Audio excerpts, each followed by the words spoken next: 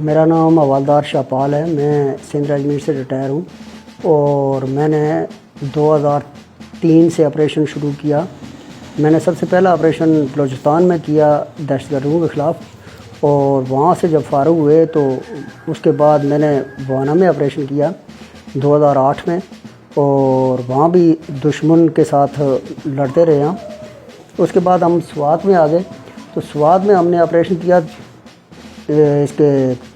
دشمن کے خلاف، اور کامیاب آپریشن رہا۔ تو اللہ تعالیٰ کا فضل رہا ہے میرے پہ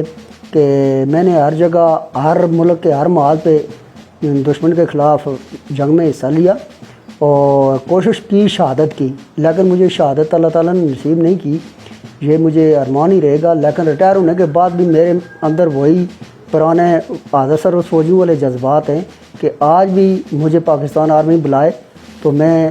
ہمہ وقت تیار ہوں پاکستان آرمی کے ساتھ، اور پاکستان کا دفاع کرنے کے لیے اور دشمن کو پسپا کرنے کے لیے۔ بندہ اٹھا لیا، مس پرسن ہو گیا، یہ ہو گیا، وہ ہو گیا، وہ بندے اکثر ہم نے دیکھے کہ وہ دہشت گردوں کے ساتھ ملے ہوتے ہیں اور وہ دہشت گردوں کے ساتھ ہوتے تھے، اور وہاں ہم نے دیکھیں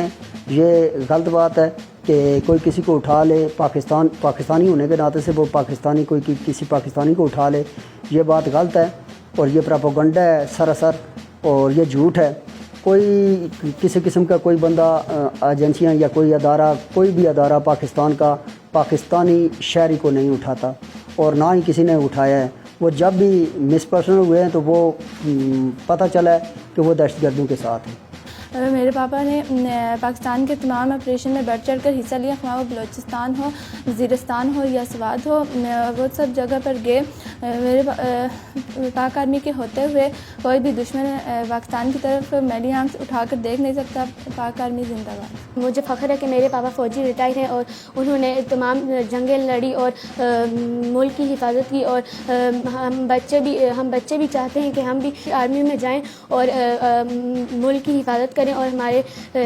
والد صاحب، ہمارے پاپا نے ہم سب کو بہادر بنایا۔ بہت میز کا فخر ہے کہ انہیں جنگ لڑی، پھر بہت دور دور جگہ تو ڈیوٹی کی ہے، تو اتنے دور دور کے اتنا مڑی اچھا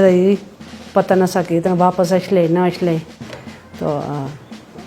اللہ شکر ادا ہے کہ واپس اچھلے۔